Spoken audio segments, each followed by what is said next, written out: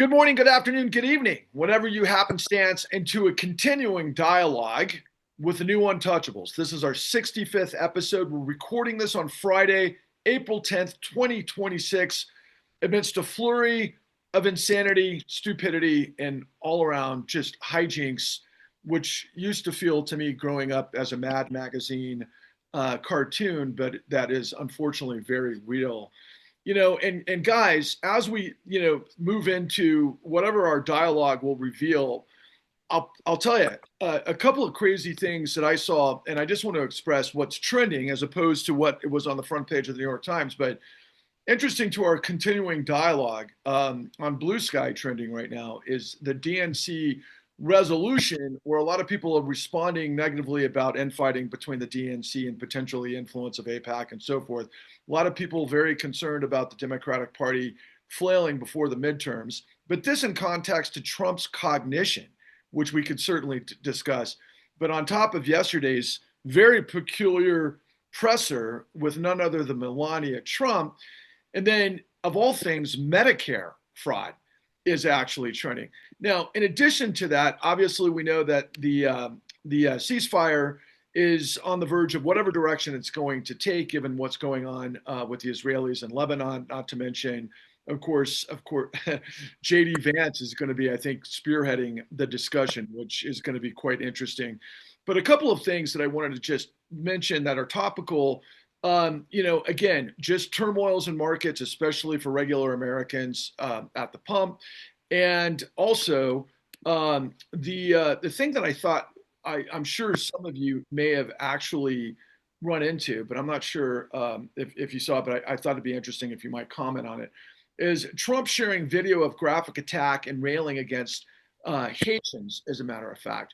But again, on top of it all, was this just well, actually, one other thing to mention. Early evening, early morning, I should say, in San Francisco, somebody threw a Molotov cocktail at the home of OpenAI CEO Sam Altman, pardon me. So obviously, a lot to absorb, a lot to take in. And June, I got to say, given Melania's sort of presentation yesterday, I'm curious if you have any thoughts on the subject. Sure. And let me emphasize a little bit that uh, one of the things that's happened, classic Trump, orchestrated by Trump, is he responds to whatever is put in front of him at the moment. And then the press and the media and the rest of us respond. And I think we need to be taking account of the long run damage he's doing. And so I penned a little piece in February 2025, in which I said in an email to friends, what we need today is an Old Testament prophet who says, repent, you followers of the false orange idol. Repent before it's too late. Your crops will rot in the fields. Pestilence will sweep the land.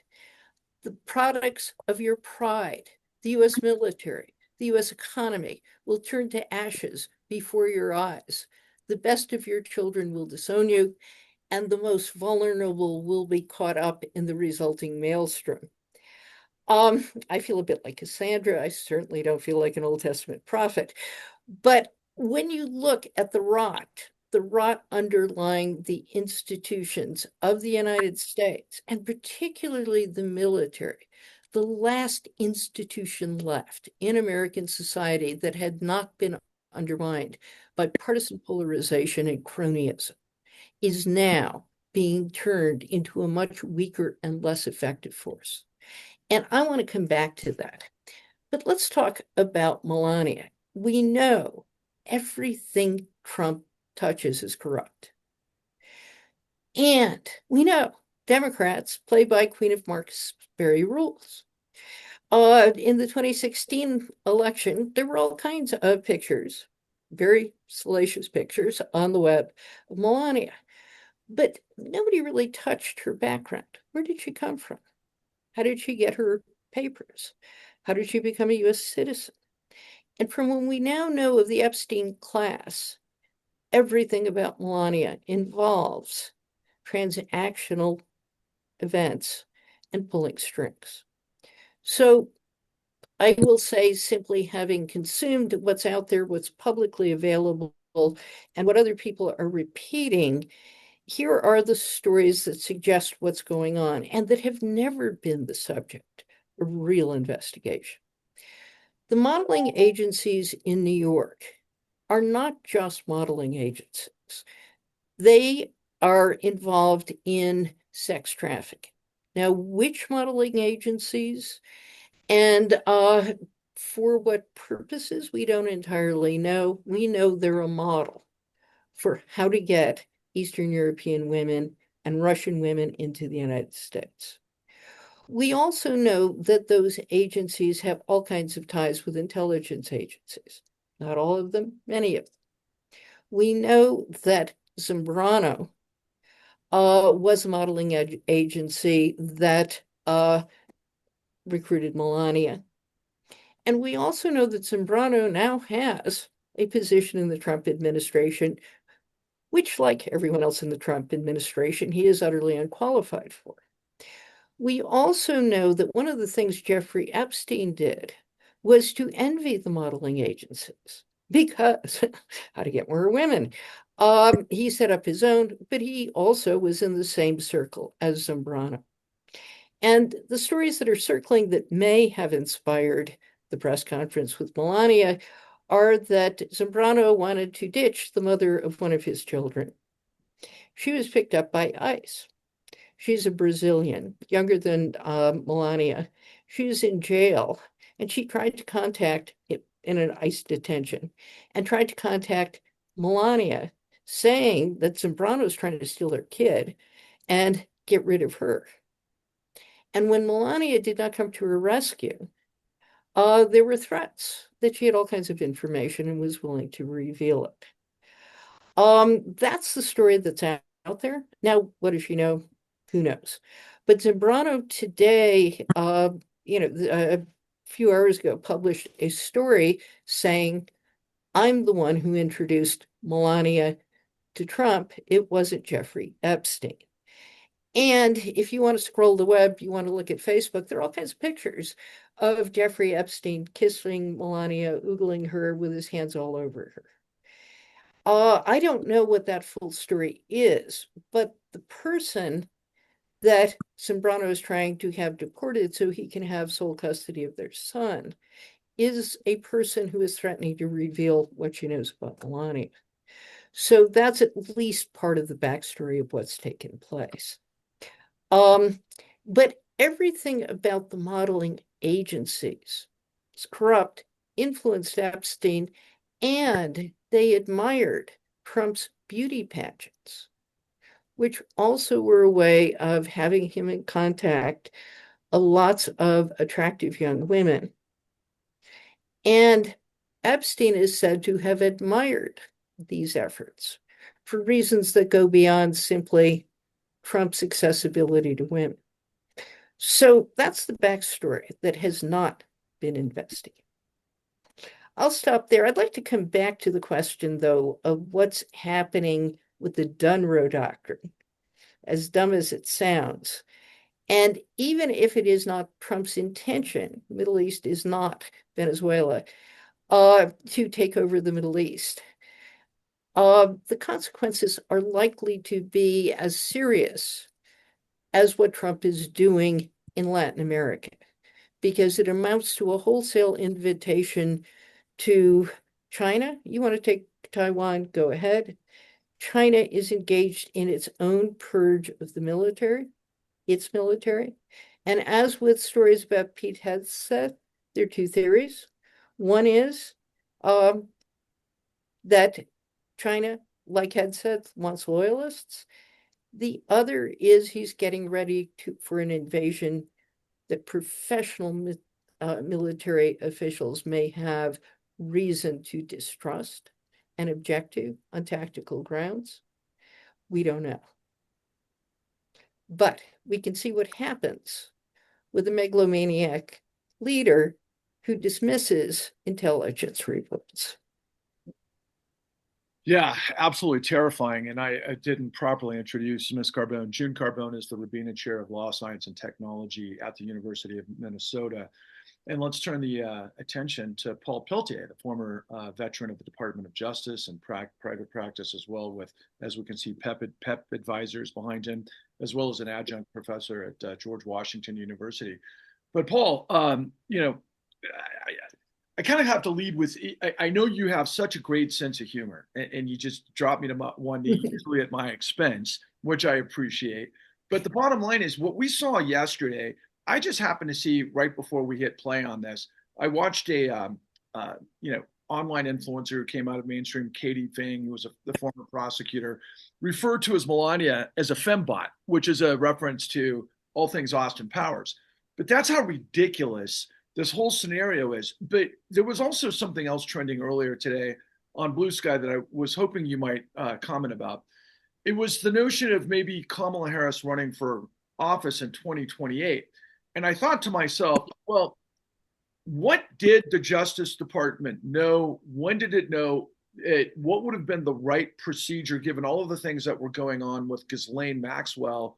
And obviously now that we see Todd Blanche, but in context of what the Democratic Party had access to at that time. So I'm wondering if you can give us some insight as to that, that Penelope. Well, thank you, Patrick. The reality is that everybody dropped the ball on Epstein. Everybody. It originally, obviously, as you know, was dropped in 2006. Originally, because that's when the case first came on board to the U.S. Attorney's Office in 2016, and then 2017 is when they struck that deal with him, and then the New York U.S. Attorney's Office took it over. I want to say in 2018 or 19, and then he died after that. But in the middle of it, the Democrats, particularly Biden, was in charge for a long time, and nobody followed up, including the FBI, on any of that stuff. And what I find remarkable, so I mean, if you want to blame the vice president for that, I guess you can blame the vice president for that. But the reality is that Merrick Garland was relatively asleep at the switch, was not an effective leader, in my opinion, and as a result, nobody pushed the FBI to freaking figure out what the hell was going on in that case.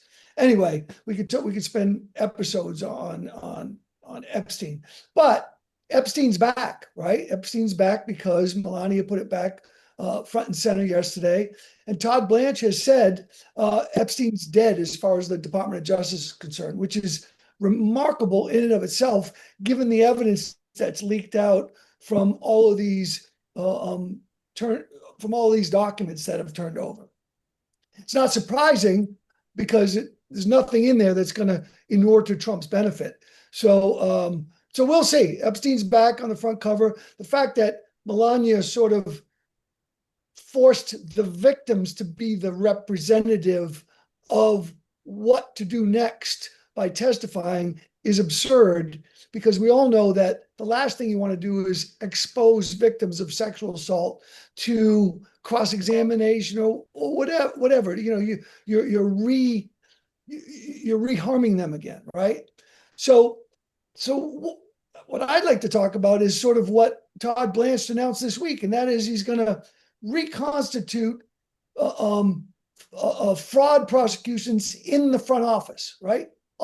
Always a horrible idea for the politicos to be actually running, particularly in this administration, to be running that law enforcement function of the Department of Justice, to be actually running how law enforcement takes place. And he says he's going to run healthcare fraud prosecutions, particularly through that new unit. Now, we all know that in my old unit, the fraud section, which we stood up the healthcare fraud unit way back in I'm a decade behind, 2006. And that unit has been going great guns across the country, prosecuting billions and billions and billions of dollars, and using a model that we developed of real-time prosecutions where we took the data, because the government owns the data, and using that data to follow the crimes where they are find the crimes where they are before all the money went out the door. It was a very effective model. We have strike forces across the country prosecuting it, but it takes experience, know-how, and a will to do it. And that's very hard to keep constant in the Department of Justice. And we spent a lot of time. We had 100 prosecutors ultimately devoted in Washington to just that. We had an equal number out in the field that we hired and paid for. But all I'm trying to say is it's a unique skill set that if you now remove that from the fraud section and try and impose it through another methodology, it's not going to be successful. And I think at the end of the day, it goes to show that what's really happening here is Trump wants to use it as a vehicle for political attacks on blue states. And I think that that's what really this is about. Now, I wanted to show you, I asked permission to share a screen, and I think you gave it to me, Patrick. Did you? All right, I'm going to, with the risk of screwing this up, I'm going to share this screen. Tell me if you can see it. You got it? Can you see that, Patrick?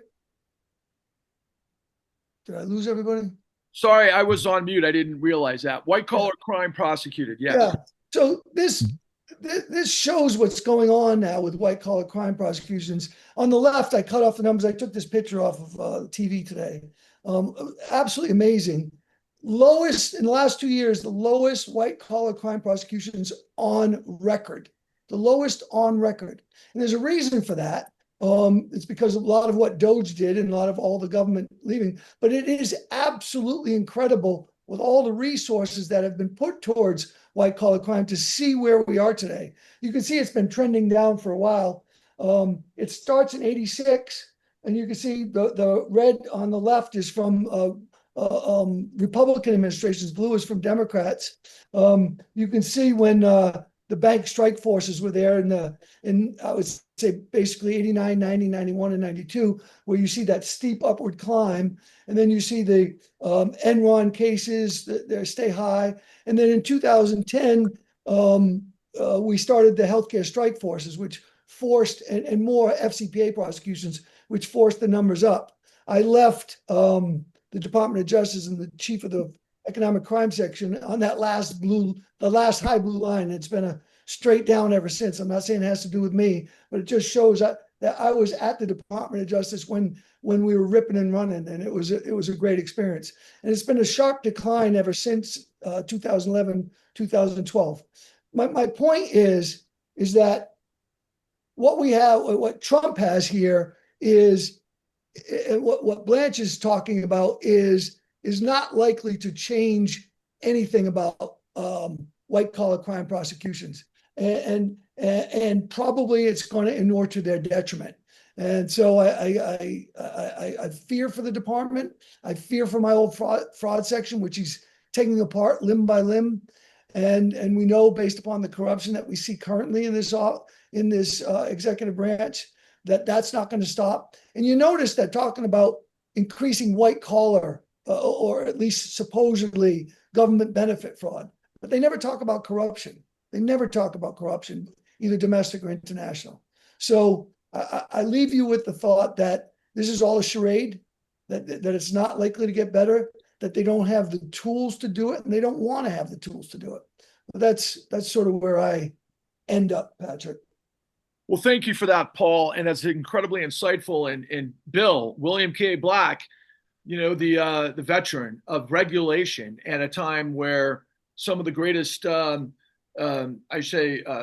achievements of the federal government fighting widespread fraud happened in a way that we honestly haven't seen as wide as the corruption that we've seen, particularly post 2008 great financial crisis.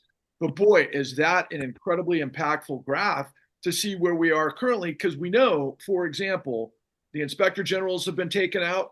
Obviously, the Department of Justice and the FBI are in disarray. I can only imagine what's happening with white collar divisions, if they even exist. But in context, also to Bill, all of this mammoth corruption of the Trump administration. But then we have private credit, and we also have non-bank lending and all sorts of things that seem to, I think, mirror everything that started us on this journey that led to the con for us, particularly from your work. Can you kind of give us that overview in response to what Paul just laid out? Yeah, let me expand on what Paul has been saying. And I will say it that Paul is one of the important people that made the good parts of that trend possible, and that the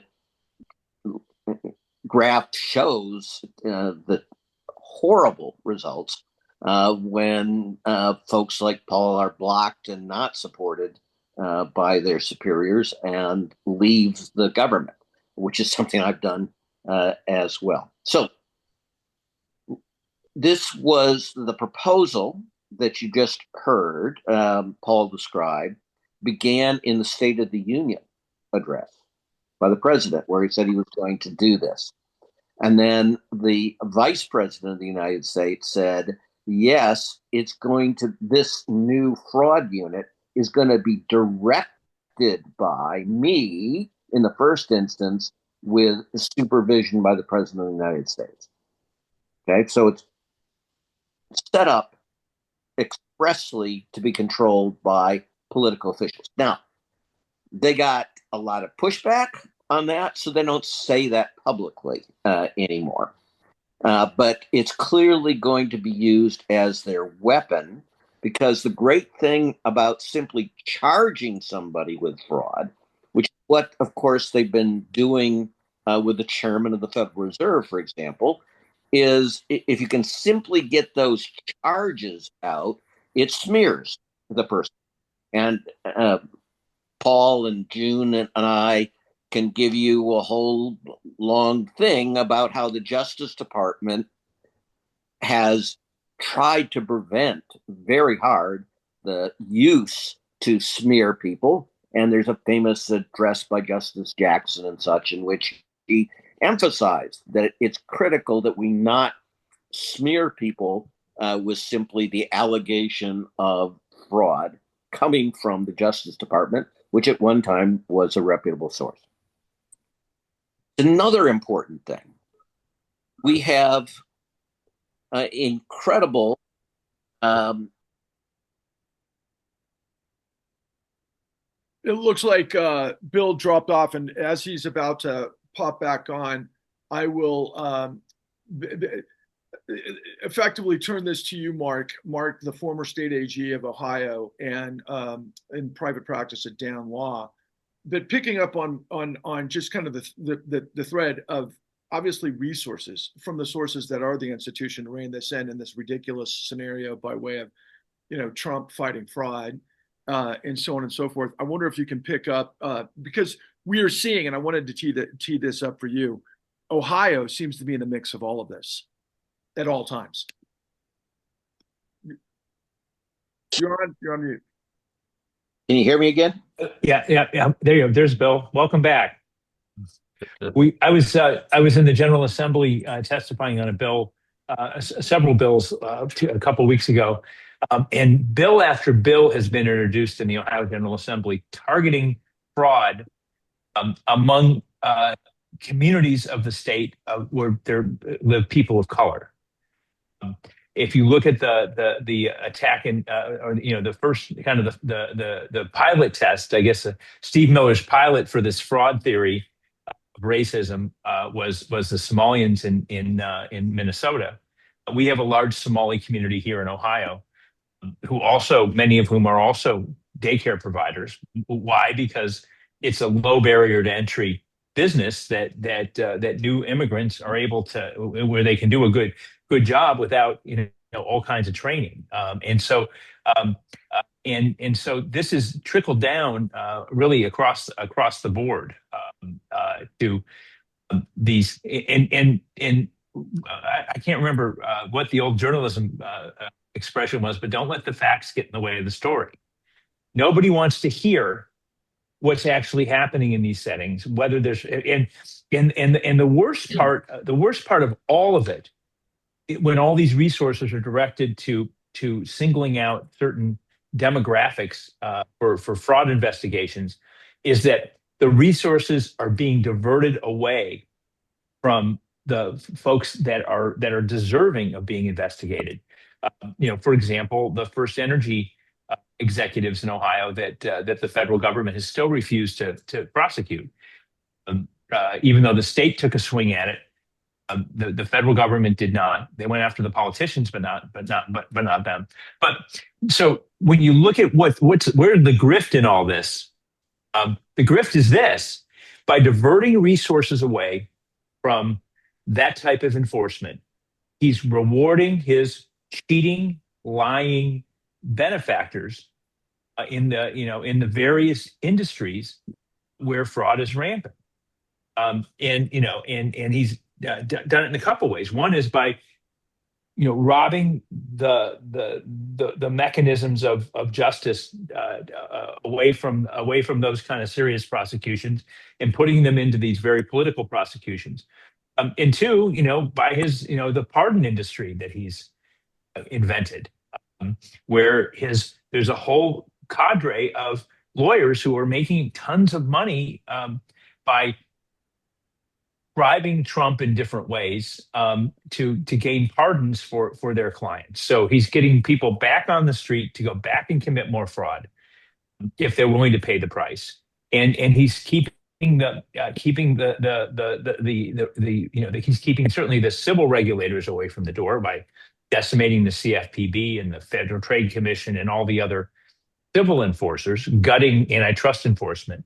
But at the same time, he's robbing the Justice Department of their ability to prosecute these kinds of fraud, and he's creating an environment. And that's exactly. I think this is all quite intentional.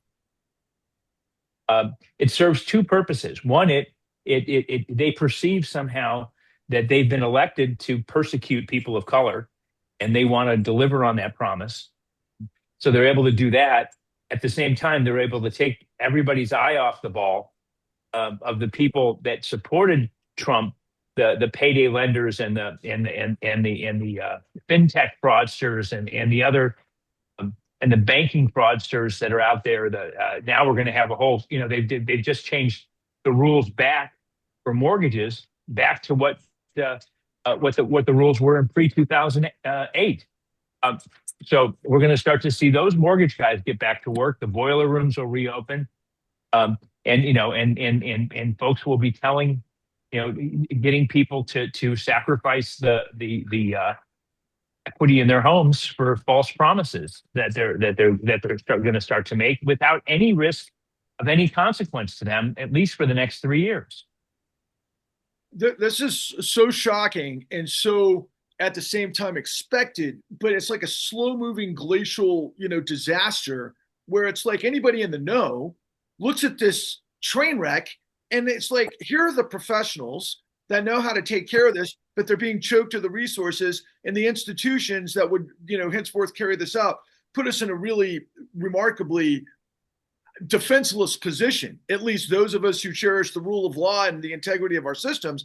I'm wondering, does anybody see Bill back on is Bill back in or is he off? Because I don't see him. I'm back. Can you hear me? Yeah, why don't we just go with your audio, Bill? Do you want to pick up on what you're left off? And I do want to squeeze this in real quick, not to take you off track, but we do know that ICE is paying exorbitant over market rates for warehouses. I know in my backyard, we just saw them pay $50 million over market. I can only imagine all the grift that's happening behind the scenes from ICE. Yeah. Collectively, we have grotesquely inadequate resources against elite white collar crime. And that is particularly insane for some of the reasons Paul started to explain, which is, for example, when we go after fraud in the medical sphere, insurance sphere, we make money. We make gobs of money net, right? So this is a implicit political decision, even though people would be better, because insurance fraud, one of the ways you do it is have unnecessary medical procedures by the worst doctors, and people are maimed and killed. So yeah, it's largely money being stolen, but it's also people get sick and people die because of these mills, right? So again, Paul was doing really God's work in all of this. And there's no excuse because net, we make so much money to have the resources limited. Now, this has also meant that this section has not been as gutted as much as the rest of the Department of Justice in the first year under Trump, because mostly they're able to continue doing righteous cases against fraud. But once you put Trump and his vice president and his politicians, including what Mark has just been explaining, all these people that actually viscerally hate people of color and think it's politically advantageous to make the world believe that fraud is associated with darker skin, which, by the way, statistically is exactly the opposite in terms of the biggest frauds. Mm-hmm.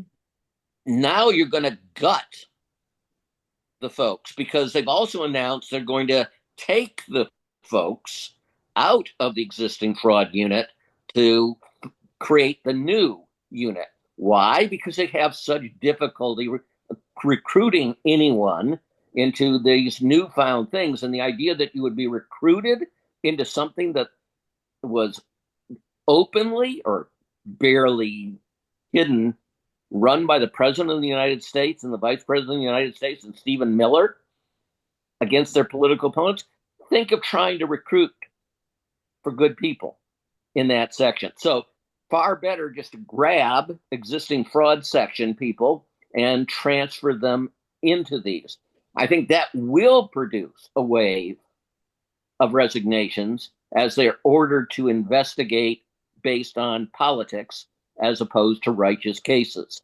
And by the way, that phrase, I think Paul and Mark in a future talk, that's not just words. That was a really important self-restraint, and self-restraint is so important in prosecutions to avoid them becoming repression, right? And a dictatorship and just nastiness. Because if you put really nasty people as prosecutors who don't care about justice and righteous cases and such, and are investigating the person as opposed to the crime because they want to hurt the person, you will have scandal after scandal, and you will turn this country into a place where no one, to be righteous is to be attacked by people who are the worst of the worst among us, right? On top of all of these things, there's going to be no real expansion.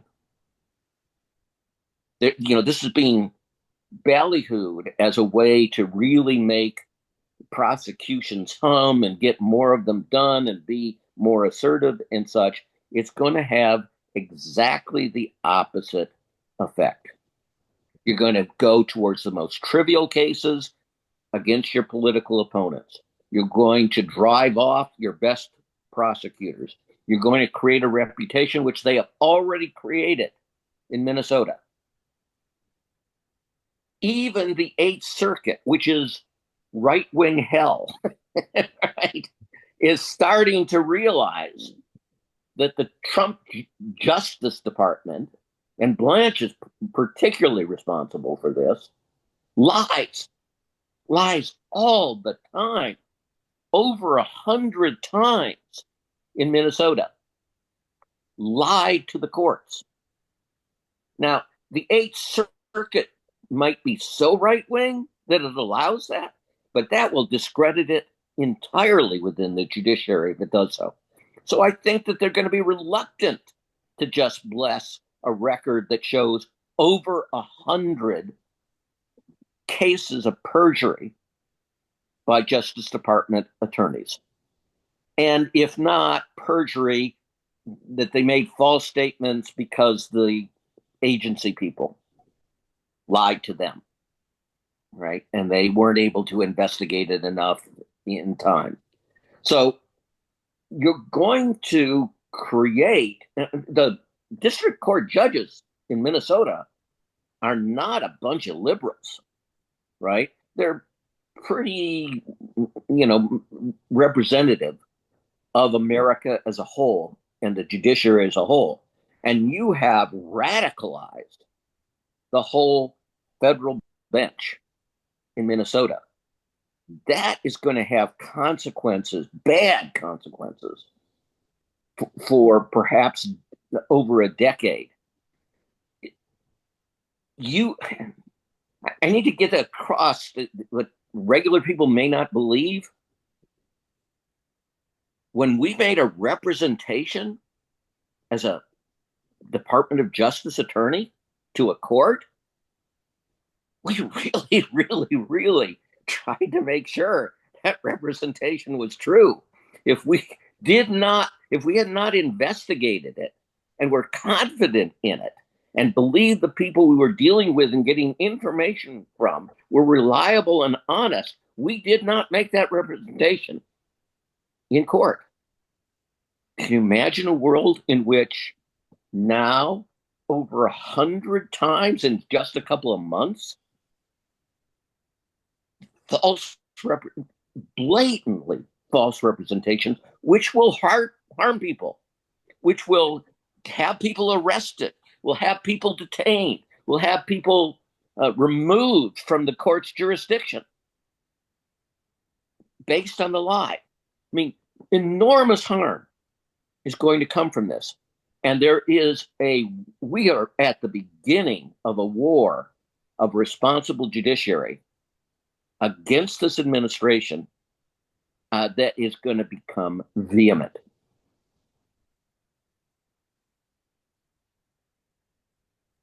Well, for me, this whole group from the very beginning has, repurposed my belief in professionalism and ethics and character and all of those things that you guys all carried with you in your career. But the shattering of this illusion behind this administration of lies and incompetence that is finding ways to skim, milk, backdoor, whatever it is, through all of these variety of ways without any regulation, billions of dollars to the bad guys, really, really infuriates me. But the one bright spot over the course of the last several weeks, of course, and welcome back, Lewis Clark, the executive director of the Government Accountability Project. You guys have had a string of victories on top of some other things that were happening in the court. Like I saw, in addition to Air America, PBS, and some of the other, broader platforms of media, intent on some of those moralistic and designs of American sort of character, if you will, by way of media. That's, not this Trump administration of voting people off the island that might be involved with the Mile High Club, and I could go on, right? Melania and everybody else. It's just grotesque. It's been 2 weeks since we've seen you. I'm kind of hoping that you've got some more good news for us. Well, just one clarification on what Bill said. When Bill talks about bad consequences, I'm assuming that he's talking about bad consequences for this group of leaders, because I think that's good consequences for the country. So I just want to make sure that that's clear. What we're finding.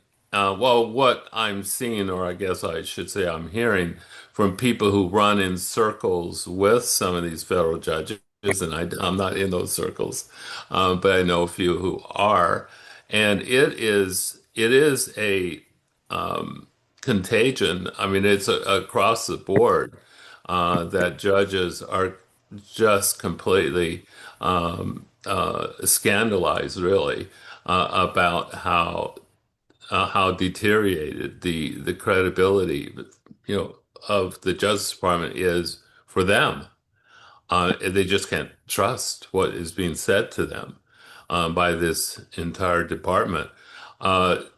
What has happened here, and we have four cases. So one was consolidated, sort of three sort of major federal cases.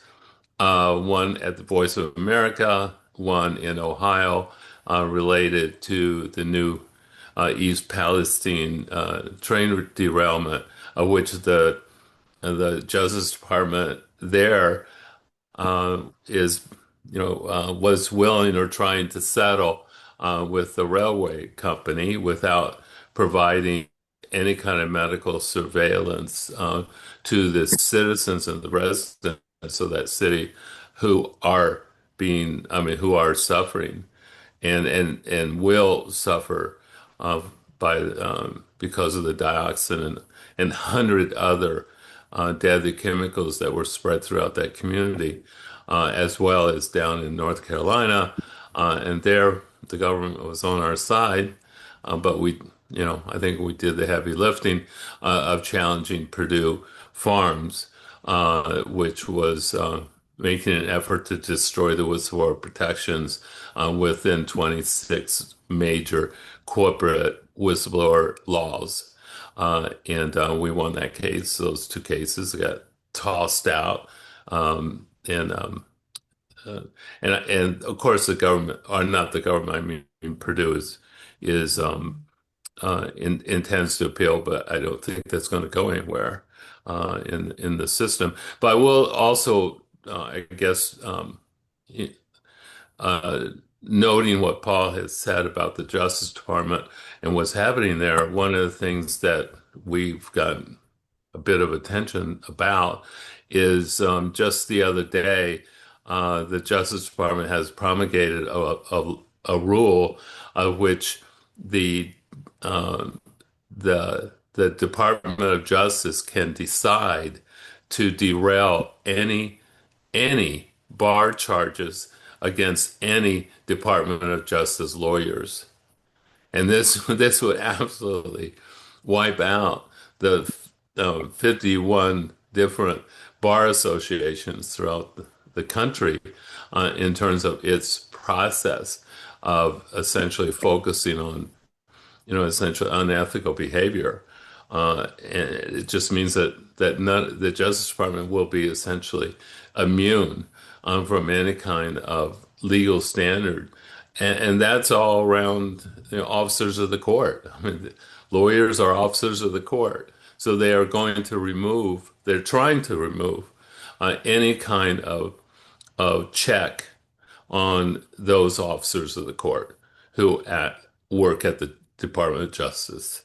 However, the cases in which they bring against against the lawyers who are challenging what is happening at the Department of Justice, whether it be whistleblowers who are on the job or who have been fired from their job, those bar association, those bar complaints against those whistleblowers will be adjudicated, will be allowed to be adjudicated.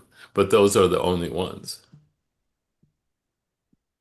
But Louis, the bar of that state doesn't have to comply with DOJ with those DOJ orders. Am I right? Uh, the, I can bet.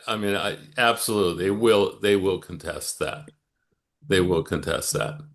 But I can see, we've had a lot of state regulation eroded by preemption, federal preemption, and I can see, I don't agree with it, but I can see the argument that the Justice Department might make in that circumstance, and I don't think it's beyond them, given the lawfare that they participate in on a daily basis, to set some cases up against state disciplinary authorities who go after prosecutors. And if nothing else, it's had a chilling effect on those disciplinary officials because you haven't seen a lot of these people. Now, a lot of it doesn't become public until after there's a finding. Yeah. But you haven't seen those cases going on, or at least to the nature. But my understanding of preemption is in this arena is that the local bar, there's the local bar rules, and then there's the model rules, and then there's the DOJ ethical rules. Is that preemption is that DOJ ethical rules, at least arguably, take precedence. At the end of the day, what they're trying to do here is prevent the local bars from even considering a ruling, which to me isn't a preemption issue at all. Yeah. I've heard they've had absolutely a ton of resistance across the country, from bar associations, from lawyers, from groups of lawyers, from law firms. I frankly think they'll lose. But the fact that the audacity of even trying to essentially create a group of lawyers who are exempt from their obligations to the profession is pretty amazing. Mm-hmm. Florida bar, for example, said, "Yeah, well, we're not going to deal with this. So let the feds deal with it first." Yeah, That'll kill it. yeah. That was with Pam Bondi. Yeah. Well, Bill, June, did you have a comment? I thought Oh, they just said that they wouldn't address Bondi so long as she was Attorney General. correct. Now That's that what I she's was not going to say. Attorney General, it was back on the table. Should be. We'll Bill, see. I wanted to revert back to you though, because that did remind me, talking about preemption, of course, Prentice Cox, the Assistant Attorney General of Minnesota, and all things, from the Office of the Comptroller of the Currency. I mean, that was amazing. What states preempting basically the predatory lending that was taking shape, that obviously Minnesota had in the crosshairs, and same with other states like Georgia. So that can have tremendous consequences. But particularly, I think to your strategy earlier with having, being able to be in a situation to expose DOJ attorneys for lying in front of the bar, that's one side of it. But the other thing I wanted to mention, and maybe get everybody's response to this, but I saw Jason Leopold reveal through his FOIA initiatives with Bloomberg that the Presidential Records Act, and I guess Article 2, has now been, if that's the appropriate terminology, either somehow suppressed or supplanted, in a way manipulated so that Trump could potentially get away with it. Can you respond to some of those ideas, Bill? Well, they want to make sure that they can destroy all the records. So the key one is the requirement under the act to maintain the federal records, and they're purporting that act is unconstitutional. So they have an opinion from the group at the Department of Justice that gives such opinions that the act is unconstitutional, and they therefore issued instructions that people are that the Justice Department, the FBI, which includes the FBI, are to treat that act as unconstitutional. And they will either have formal orders or informal orders to destroy pretty much everything. June, I want to revert back to you for maybe closing comments here. I'm fond of saying corruption births and fuels fascism.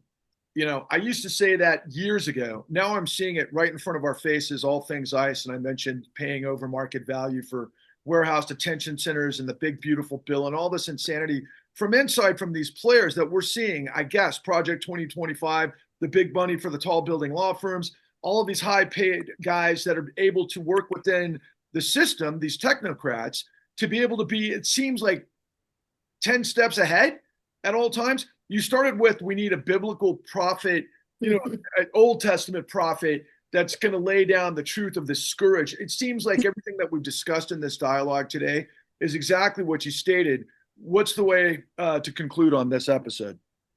Well, the question, and I think Paul's remarks illustrate the problem enormously well. Is there so much? It's not just individuals have committed crimes. It's not just the president made some stupid decisions about Iran.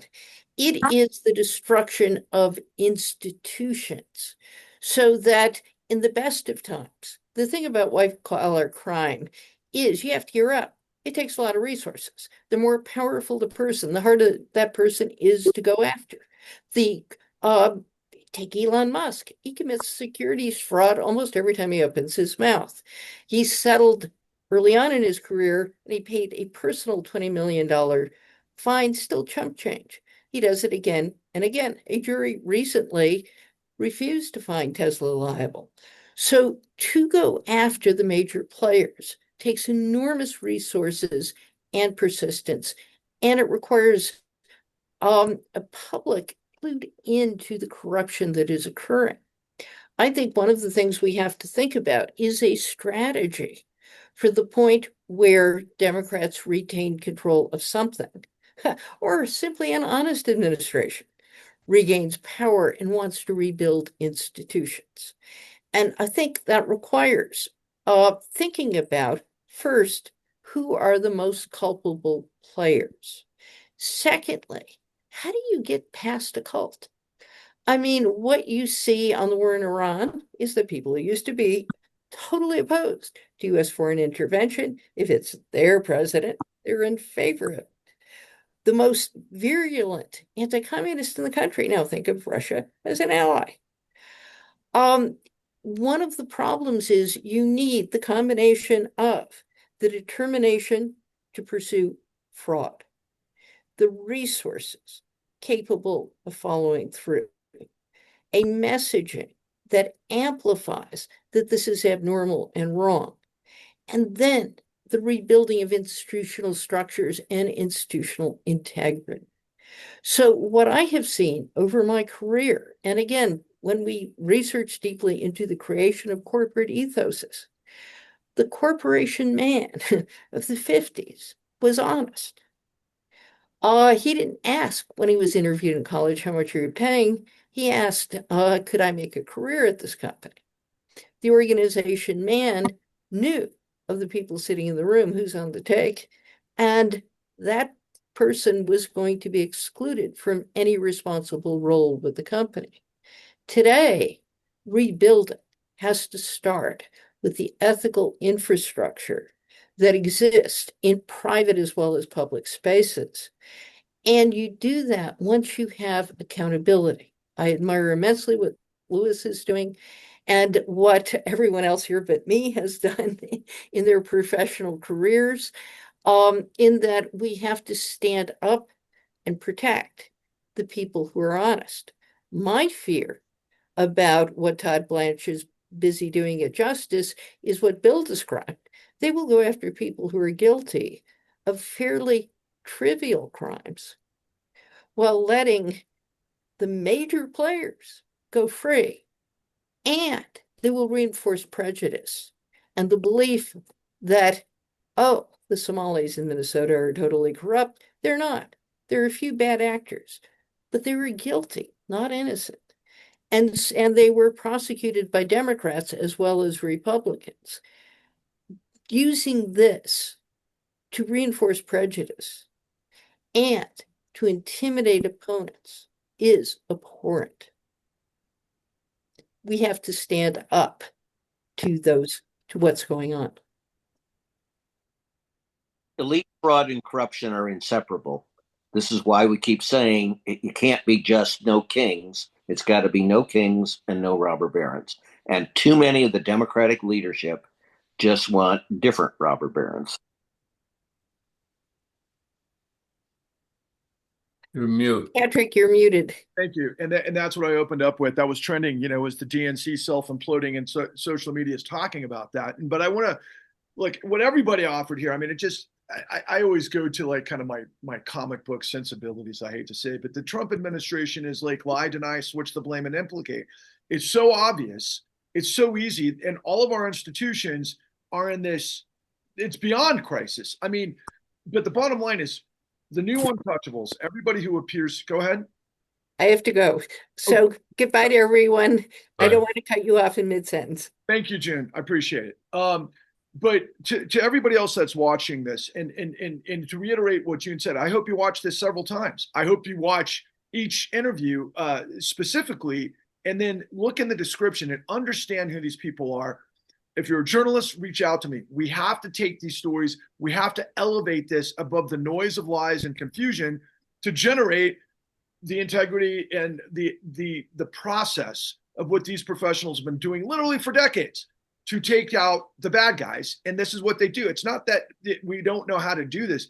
These folks have succeeded, continue to succeed We just need the population to get outside the algorithm, to break, shatter the illusion of the lies of this administration. And you do that by following and liking and subscribing. Please take a look at the new Untouchables.com.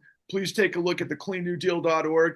And again, and unless and until millions of us are equipped to overcome the lies, we're going to get deeper and deeper into this quagmire and this disaster, which is unacceptable. So on behalf of everybody here, Paul Pelletier, Mark Dann, William K. Black, of course, Lewis Clark, and then the indomitable June Carbone, thank you so much, and we'll see you guys all next week. All the best.